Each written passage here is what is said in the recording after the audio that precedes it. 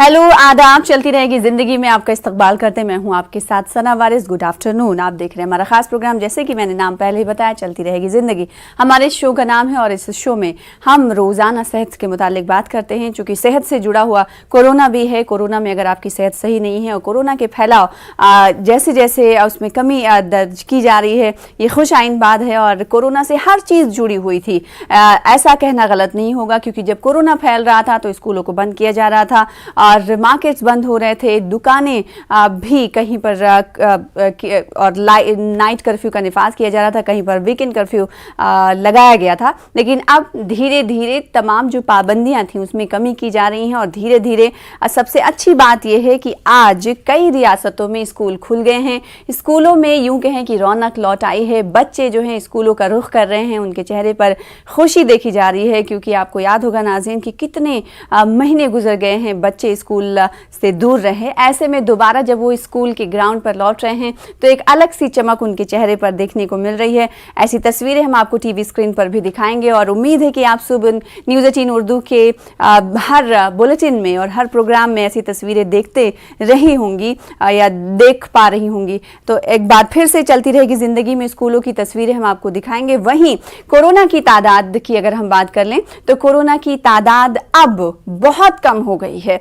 बहुत कम से मुराद 1 लाख से भी कम केसेस आज मंजर आम पर आए हैं और 1 लाख केसेस तो बहुत ज़्यादा हो जाते हैं हिंदुस्तान के लिए। आज के अगर डेटा की हम बात करेंगे, आदाद शुमार की बात करेंगे तो 83,000 से ज़ायद कोरोना के मामले सामने आए हैं। और इस कमी को देखते हुए मुल्क की मुख्तलिफ रियासतें और यूटीज़ अब फैसले ले रही हैं। पाबंदियों को कम किया जा रहा है, पाबंदी जो पहले लगाई गई थी उसमें तस्सी की जा रही है। इसी हवाले से स्कूलों के ज़िम्न में लिया गया फैसला माना जा सकता है। अगर अमवात की हम बात करेंगे तो गुज़िश्ता 24 घंटों के दौरान 83,876 नए मामले सामने आए हैं। 895 अफराद की मौत भी हुई है। करीब 2 लाख मरीज सेहतयाब भी हुए हैं। नाज़रीन, आपको याद होगा कि गुज़िश्ता मंथ में, महीने में यानी जनवरी में बहुत सारे एक्सपर्ट्स की ये राय थी, डॉक्टर्स, एक्सपर्ट्स की, साइंटिस्ट की ये राय थी कि हो सकता है कि मिड ऑफ फेब में यानी फरवरी का दरमियान में आते आते कोरोना और ओमिक्रॉन का नामो निशान मिट जाए। तो अब ये जो अभी आंकड़े दिखाई दे रहे हैं वो इसी ज़िम्न में दिखाई दे रहे हैं कि अब लगातार ओमिक्रॉन और कोरोना का दायरा सिमटता हुआ नज़र आ रहा है, जो कि खुश आइन बात है। और इससे हम हर चीज़, एक बार फिर से मैं आपको बता रही हूँ कि तमाम चीज़ों पर जो असरात मुरतब हो रहे थे वो कहीं ना कहीं अब हट रहे हैं, टल रहे हैं। लिहाजा अब ज़िंदगी जो है पटरी पर लौटते हुए नज़र आ रही है। इसी का नाम चलती रहेगी ज़िंदगी है। और चलती रहेगी ज़िंदगी में 2 ख़ास मेहमानों को हम मदऊ करते हैं, चूँकि इस वक्त कोरोना का फैलाव है और साथ ही साथ सेहत पर ख़ास तवज्जो दी जानी चाहिए। तो इसलिए हम लोगों की ये खुसूसी तवज्जो रहती है कि डॉक्टर साहिबान से हम बात करें और इस वक्त किस तरह से मुल्क को इससे निमटने की ज़रूरत है। चूँकि अब केसेस कम हो गए हैं तो क्या आवाम को अब जैसे जैसे ढील दी जा रही है तमाम चीज़ों में, तो क्या उन्हें अपने रिस्ट्रिक्शंस में उन्हें खुद को ढील देनी या नहीं देनी है, ये कई सवालात हैं। 2 खास मेहमानों से हम करेंगे। लेकिन आपने जो तस्वीरें देखी, आपने टीवी स्क्रीन पर कुछ देर पहले मनीष सिसोदिया को आप देख रहे थे, बच्चे स्कूल की तरफ लौट रहे थे। कोरोना केसेस की तादाद 83,000 एक बार फिर से आपको बता दें कि आज रिकॉर्ड की गई है, जो कि बहुत कम मानी जा सकती है गुज़िश्ता 2 हफ्ते के आंकड़ों को अगर हम उठाएंगे तो, क्योंकि 3 लाख से ज़्यादा तक केसेस पहुँच गए थे और अब 1 लाख के अंदर केसेस का सिमट जाना एक अच्छा पैगाम दे रहा है कि हो सकता है कि आने वाले दिनों में कोरोना बहुत कम हो जाए और पहले जैसी हमारी ज़िंदगी हो जाए। 2 खास मेहमान हमारे साथ जुड़ चुके हैं। दोनों डॉक्टर साहिबान हैं जिनका नाम कुछ इस तरह है। डॉक्टर निम्मी रस्तोगी साहिबा सीनियर गायनोकोलॉजिस्ट हैं और आप मेंबर हैं डिस्ट्रिक्ट कोविड टास्क फोर्स की। आपका इस्तकबाल करते हैं, वेलकम करते हैं अपने खास प्रोग्राम चलती रहेगी ज़िंदगी में। और साथ ही साथ एक और ख़ास मेहमान टीवी स्क्रीन पर आप जिन्हें दूसरे विंडो में देख पा रहे हैं, उनका नाम है doctor Arun Shah, senior paediatric हैं, बच्चों के डॉक्टर हैं। आपका भी इस्तकबाल करते हैं इस खास प्रोग्राम चलती रहेगी ज़िंदगी में। डॉक्टर निम्मी, मैं आपके पास सबसे पहले आना चाहूँगी और इस सवाल को पूछना बहुत लाजमी हो जाता है, क्योंकि गुज़िश्ता 2 हफ्ते और 3 हफ्ते की हम बात करें, जब कोरोना केसेस और ओमिक्रॉन के केसेस बहुत ज़्यादा आ रहे थे, तो एक्सपर्ट्स की राय भी सामने आ रही थी। उनका ये कहना होता था उस वक्त कि मिड ऑफ फेब तक हो सकता है कि ओमिक्रॉन का नामो निशान ना रह जाए। तो क्या हम उस जानिब अब जा रहे हैं? ये जो केसेस है वो यही बयान कर रहे हैं। जैसा कि हम हर बार कहते हैं कि पैंडेमिक का एक नेचर होता है। हाँ। तो जो एपिडेमियोलॉजी जो साइंस होती है वो ये कहती है कि पैंडेमिक एक पैटर्न फॉलो करती है। पहले उसमें राइज आता है, फिर पीक आती है, फिर प्लेटू आता है, फिर वो डिक्लाइन होते हैं और धीरे धीरे जो उसका ग्राफ है वो नीचे उतरता है। तो अभी फिलहाल ग्राफ उतराव की तरफ है, लेकिन पैंडेमिक खत्म हो जाएगी ऐसा मैं नहीं कह सकती, बिकॉज एपिडेमिक के बाद वो बीमारी एंडेमिक हो जाती है। यानी कि सीधे लफ्जों में कि वो बहुत ज्यादा लोगों में होने की बजाय वो थोड़ी थोड़ी बहुत कम लोगों में रहती है। तो मेरे ख्याल से एंडेमिक वाली सिचुएशन है और मतलब आ जानी चाहिए, ये एक अच्छी खबर रहेगी, लेकिन अभी बहुत जल्दी है। अभी थोड़ा और धीरज रखिए, थोड़े और स्टैटिस्टिक्स फॉलो करिए, अच्छी खबर और आएगी जब आपकी पॉजिटिविटी रेट 0.5 से नीचे चली जाए, तब आप चैन की सांस ले सकते हैं। वैसे तो स्टेट्स ने और दिल्ली डिजास्टर मैनेजमेंट अथॉरिटी ने काफी रिस्ट्रिक्शंस कम कर दिए हैं, लेकिन जो अच्छी आदतें आपने पिछले 2 सालों में सीखी है उनको एकदम से भूल मत जाइएगा, बिकॉज अभी इन्फेक्शन खत्म नहीं हुआ है, सिर्फ कम होने के आसार नजर आ रहे हैं। बिल्कुल। डॉक्टर अरुण इस बात से क्या वाकफियत रखते हैं? जैसा कि डॉक्टर निम्मी ने कहा, हम आपसे यही सवाल करना चाह रहे थे कि क्या अब वो वक्त आ गया है कि जो रिस्ट्रिक्शंस लोग अपने दिनचर्या पर, अपनी जिंदगी पर ले रहे थे या महफूज बनाने के लिए जो कवच उन्होंने सुरक्षा कवच लगा रखी थी, क्या अब उसमें उन्हें कमी कर देनी चाहिए या नहीं? देखिए, ये डिसीजन बड़ा इंडिविजुअलाइज्ड डिसीजन है। हाँ। हालांकि निश्चित रूप से केसेस काफी घट गए हैं और जैसा कि संभावना थी कि केस अचानक बढ़ेंगे। डॉक्टर अरुण का थोड़ा सा वॉल्यूम बढ़ा दीजिएगा, आवाज कम आ रही है। ये अंदेशा था कि ओमिक्रॉन के केसेस काफी बढ़ेंगे और उसके बाद धीरे धीरे अचानक कमेंगे, जितनी तेजी से बढ़ेंगे उतनी तेजी से कमेंगे। और सबसे अच्छी बात ये थी कि ओमिक्रॉन में हॉस्पिटलाइजेशन या सिविरिटी या वेंटिलेटर केयर और डेथ जो है काफी कम है। तो अब धीरे धीरे जब ओमिक्रॉन के केसेस घटते जा रहे हैं और उम्मीद है कि ये पेंडेमिसिटी से एंडेमिसिटी मतलब कि लोकलाइज आउटब्रेक बनकर रह जाएगा, ऐसी अवस्था में जहां जहां मतलब कि आरओ फैक्टर 1 से कम रहेगा, यानी मतलब इन्फेक्टिविटी रेट यानी रिप्रोडक्टिव नंबर अगर 1 से कम रहेगा, केसेस कमते जाएंगे। निश्चित रूप से हम आजीवन मतलब कि मास्क तो नहीं लगा सकते हैं और कोरोना अप्रोप्रिएट बिहेवियर जो है वो एक इंडिविजुअलाइज्ड डिसीजन है इस सेंस में कि जो हाई रिस्क पेशेंट्स हैं उनके साथ अभी हम लोग यही कहेंगे कि वो उनके लिए तो बहुत अभी भी जरूरी है। ये कहना कि कोरोना खत्म हो गया है ये अतिशयोक्ति होगी। कोविड हम लोग के साथ we have to learn to live with it, हम लोग को उसके साथ जीना होगा।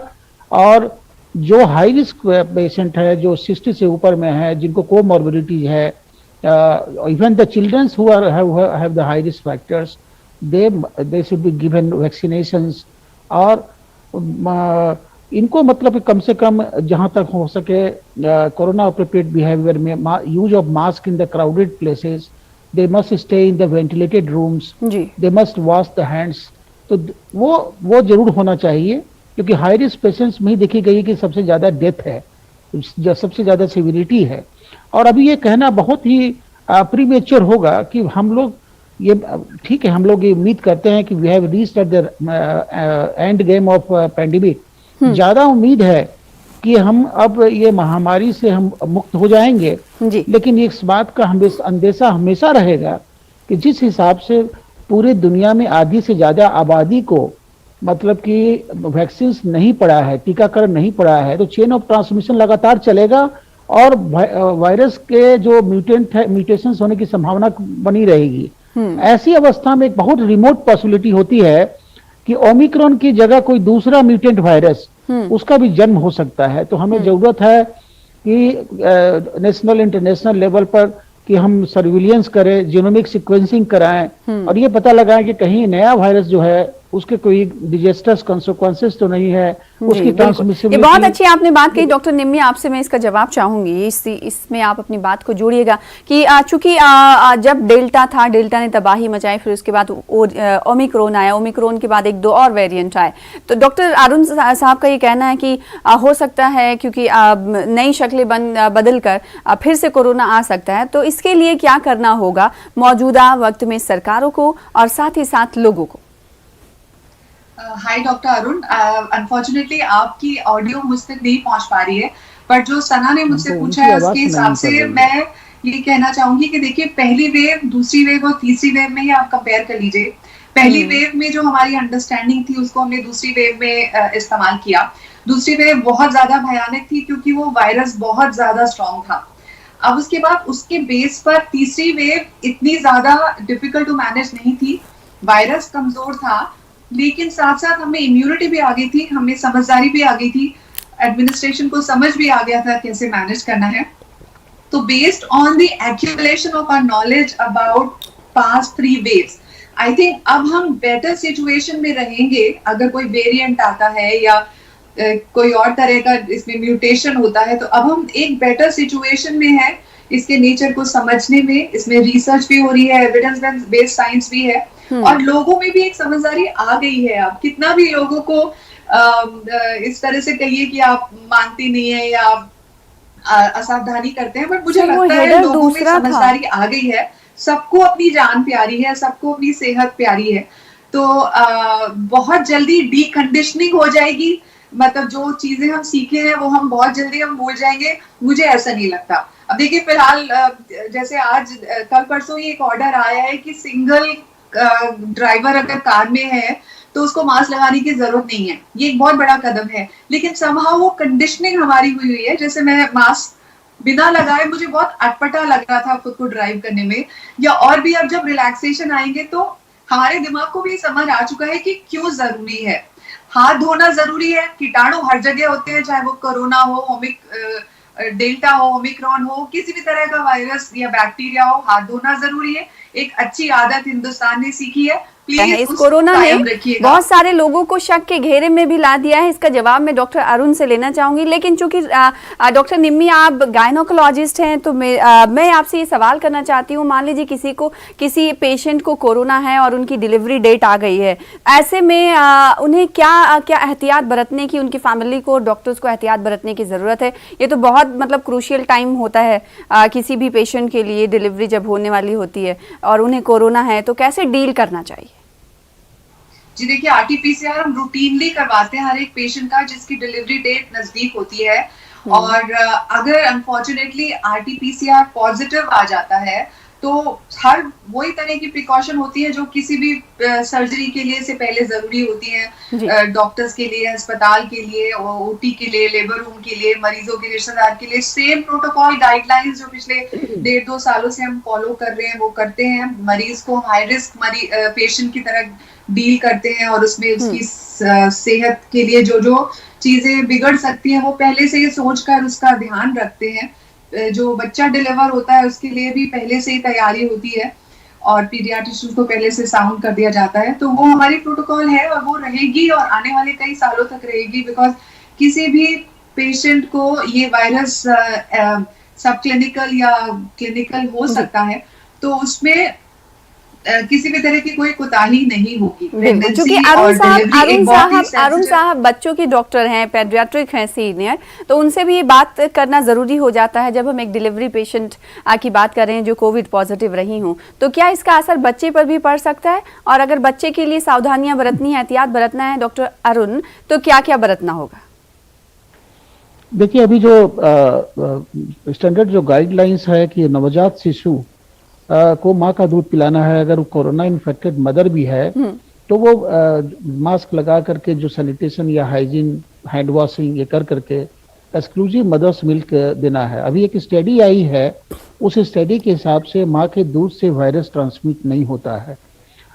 तो मतलब कहा कि माँ का दूध सेफ हो गया, लेकिन चूंकि वो एक्टिव केस है इसलिए जरूरी है कि नवजात शिशु को बचाने के लिए वो मास्क यूज करे, कोरोना अप्रोप्रिएट बिहेवियर यूज करे, लेकिन मदर्स मिल्क कंटिन्यू करना है, एक्सक्लूसिव मदर्स मिल्क देना है। This is an international national recommendations and under no circumstances अगर कोई माँ है डिलीवरी की है तो उसको दूध से वंचित करना है। यानी बच्चा माँ का दूध पी सकता है, जो नवजायद बच्चा है। और जिस तरह से आप डॉक्टर अरुण साहब बता रहे हैं, उम्मीद की जा सकती है कि आज कई लोग इस बात को सुन रहे होंगे व्यूवर्स और इस पर अमल भी करेंगे और उन्हें डरने की भी ज़रूरत नहीं है।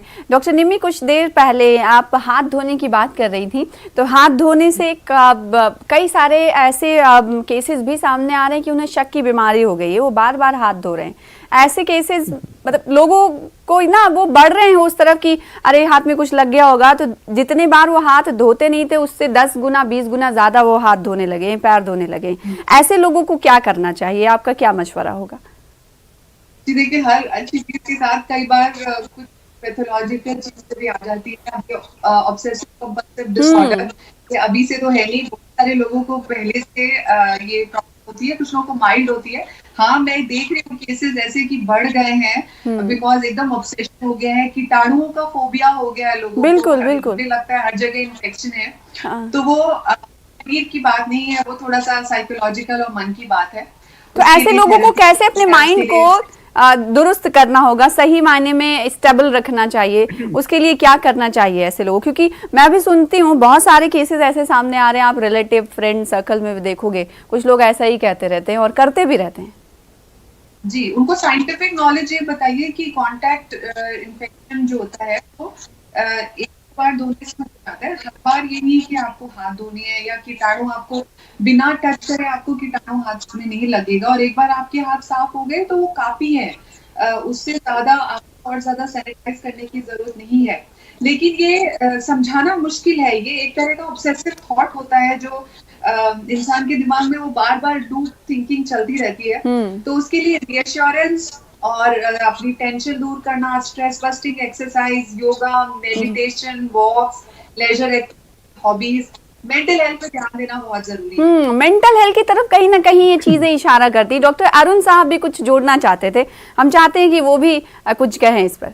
डॉक्टर अरुण, देखिए, अगर ये जो बार बार हाथ धोने की अगर इसको शिकायत है जो कि पहले से है और या मतलब कि अभी बढ़ गई है, हाँ। तो डॉक्टर निमी ने बिल्कुल सही कहा कि it could be A psychological problem, specially इसको कहते हैं ऑब्सेसिव कंपल्सिव डिसऑर्डर, ओसीडी बोलते हैं जी। अगर आपको ये लगे कि it interferes with the daily activity, अभी ये किसी बार बार हर 10 मिनट पर जाकर के हैंड वॉश कर रहे हैं, निश्चित रूप से ये ऑब्सेसिव डिसऑर्डर है, कंपल्सिव डिसऑर्डर है।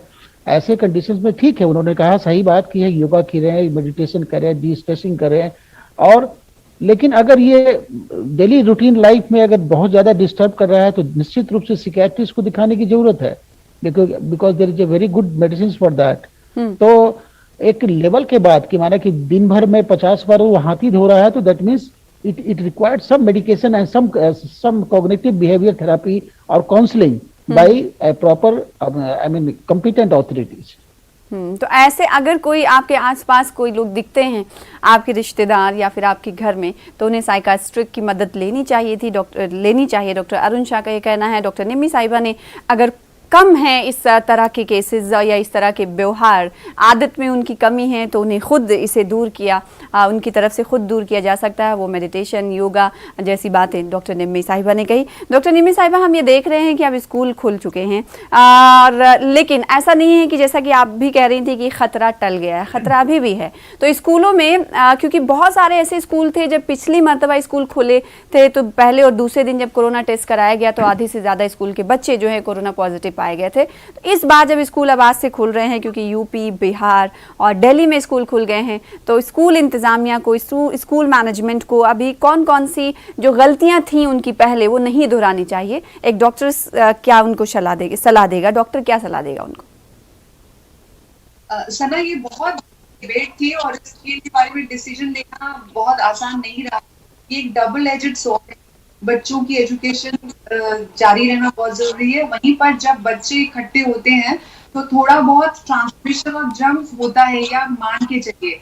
तो अब जब स्कूल खुले हैं तो आप थोड़े इंसिडेंट्स में राइज आ सकती है, बिकॉज बच्चों से आप स्क्रूपुलस हाइजीन की उम्मीद नहीं कर सकते, लेकिन स्कूल एडमिनिस्ट्रेशन का, टीचर्स का, मेंटर्स का बहुत बड़ा रोल यहाँ रहेगा। जो बेसिक 5 गोल्डन प्रिंसिपल्स है वो तो वो करेंगे ही, हाथ धोना, सोशल डिस्टेंसिंग, मास्क वगैरह, लेकिन बहुत ज्यादा पैनिक होने की जरूरत नहीं है।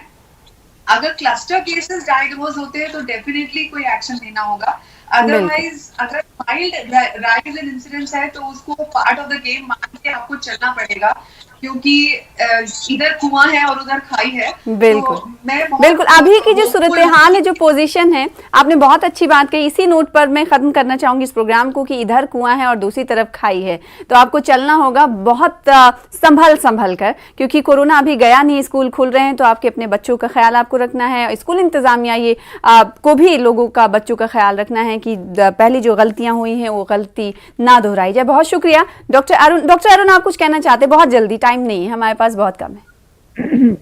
मैं ये कहना चाहता हूं कि आने वाले समय में क्योंकि ये मैंने पहले कहा कि हमें जिंदगी इसके साथ बितानी है, तो और निश्चित रूप से आने वाले समय में ये म्यूटेंट वायरस अगर होता है और इमरजेंस ऑफ म्यूटेंट वायरस को हमको वॉच आउट करना है, एंड ये सुनिश्चित करना है कि वेरिएंट स्पेसिफिक वैक्सीन डेवलप करना है। जी, वेरिएंट स्पेसिफिक वैक्सीन, ये बहुत अच्छी आपने बात कही, क्योंकि अभी जितने वेरिएंट आए हैं हर वेरिएंट के वैक्सीन नहीं है। बहुत शुक्रिया आप दोनों खास मेहमानों का हमारे साथ जुड़ने के लिए और अपना अपना मौक़िफ़ रखने के लिए, लोगों को मशवरे देने के लिए। बहुत शुक्रिया, आदाब।